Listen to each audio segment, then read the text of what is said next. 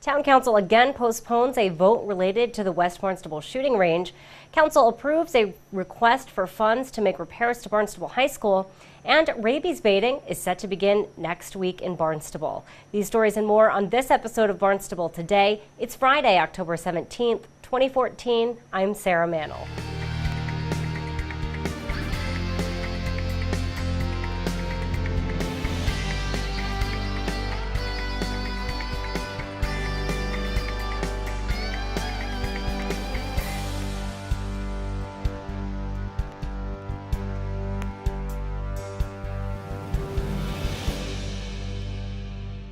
The West Barnstable shooting range will not be opening anytime soon. Town Council voted to postpone a vote related to the opening of the range during its meeting last night. That vote would have removed the conservation restriction from the shooting range, a necessary step before the range can reopen. Before the vote, Assistant Town Manager Mark Ells updated the council on negotiations with the state. Just to go back and summarize, on August 7th, an overview in support of the two orders, 215-005 and 215-006, was provided to the Town Council. The order 005 requested the approval of the change in care, custody, management control, and purpose of two parcels of land, namely a 16.3 plus or minus acre portion of Track 1 of the West Barnstable Conservation Area that we know is the shooting range. And then the land that we were looking to exchange was a 17 plus or minus acre municipal parcel off of Breeds Hill Road. The next order was a petition to the General Court of the Commonwealth to enact special legislation approving the change in care, custody, management control, and the purpose of said parcels. And so we would need to proceed with both of these so that this land swap, and I use that term, I think everyone's familiar with what we mean by that, can occur. Ells also talked about the land the shooting range occupies and plans for the future of the range. Shooting range, 16.3 acres off of the service road. The range itself is a little less than 4 acres, meaning the physical location, and then we've identified a buffer area around it, and we would restrict access to only permit holders and that staff that is assigned to the facility. This resulted as discussions on safety as well as coordination with the state to identify the area of the range that we were discussing as far as the land swap would occur. After much discussion, 8 councilors voted to postpone the vote until January 22nd of next year. 4 councilors voted against. The shooting range may also need to go through an environmental assessment. Councilors will consider spending $25,000 to assess lead contamination at the range and to estimate the cost of cleanup.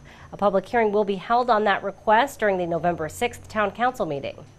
Improvements will soon be made to the cafeteria at Barnstable High School. Barnstable Public Schools Facility Director Dave Kenyok asked the council to approve $550,000 to pay for the updates.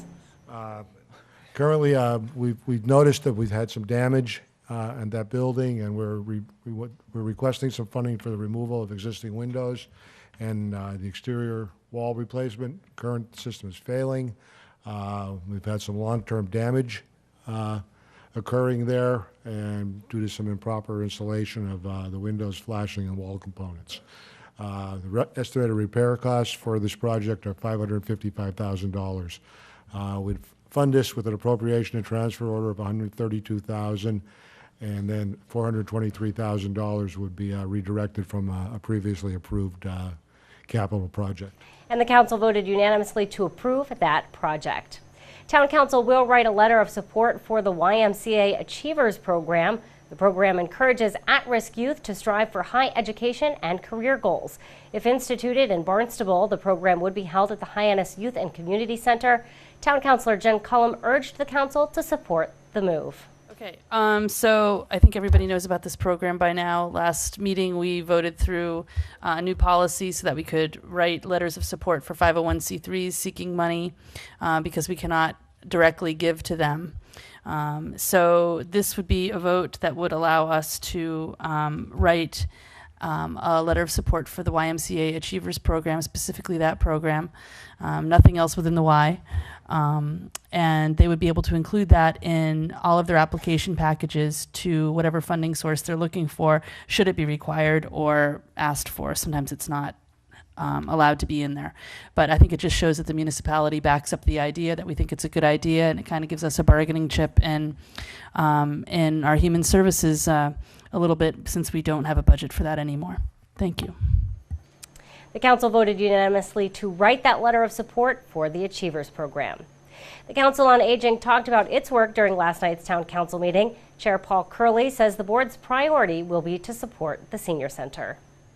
Well, we're going to support the staff to complete this needs assessment by next August.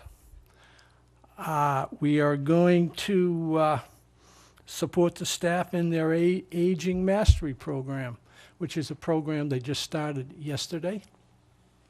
They have 8 set sessions and 4 other sessions, all of which are geared to more to boomers than to seniors, but seniors also. But it's a program that we would hope would get the boomers invested and interested in that senior center, because they're the ones that are going to be using it in the next 10 or 15 years. Curley says the board wants to develop a long-term planning process that reflects the needs and recommendations of the needs assessment report. The Disability Commission also addressed the council during last night's meeting. Chair Sheila Mulcahy talked about the commission's purpose. Now, for numbers, because what would a presentation be without numbing numbers? According to the Barnstable County Health and Human Services, 40% of the people 65 and older have some sort of disability. 54% of people between 21 and 64 have disability. And 5% of children between the ages of 5 and 17 have a disability. 1 in 250 are wheelchair bound. Those are astonishing numbers. Across the US Census, it's 18% are disabled. So we're almost triple, quadruple what the numbers are. And you can learn more about the Disability Commission by visiting town.barnstable.ma.us and click on Boards and Committees. Rabies baiting is set to begin in Barnstable next week. Vaccines will be distributed in an attempt to reduce the rate of rabies in wildlife. Animal Control Officer Charlie Lewis says while the baits are not harmful for pets, it is best to limit your pet's contact with the baits. What we suggest is that if one of our dogs happen to eat a bunch of them, they're probably going to get a sore stomach, and they may regurgitate a little bit. They may even get diarrhea, but that's really not the case. It's more of them just getting sick, sore stomachs. If, in fact, one of our pets do eat it, we obviously tell everyone to wash their hands immediately if they've handled a bait package at all. There is an 800 number on there that one can call to report an incident. And then also we request them to call the USDA officials as well. Lewis says once the baits are distributed, it only takes about 4 to 5 days for them to be consumed. Tonight, the Barnstable High School Drama Club will kick off its annual haunted house. Tours will be available every Friday and Saturday through the end of the month, beginning at 6 o'clock. Tickets are just $10. All money raised will go to support the Drama Club. Tomorrow is Shop Local Day, and many retailers across town will have special discounts and other shopping incentives. For a full list of sales on Main Street in Hyannis, you can visit hyannismainstreet.com. Monday morning, there will be a licensing authority hearing at 9:30 in the Town Hall hearing room. The Renewable Energy Committee will meet Monday evening at 5:30. That meeting will take place in the Town Hall hearing room. And the Sandy Neck Board will meet at 7:30 Monday night. They will be meeting in the Selectmen's Conference Room. Details and agendas can be found online by visiting town.barnstable.ma.us. We'll be sure to tune into our hour-long news program, Barnstable This Morning, weekdays at 7 a.m. On Monday's show, we will chat with Town Manager Tom Lynch, Superintendent of Schools Dr. Mary Schakowsky, plus we'll have all the news and information you need. For Barnstable Today, I'm Sarah Mantle.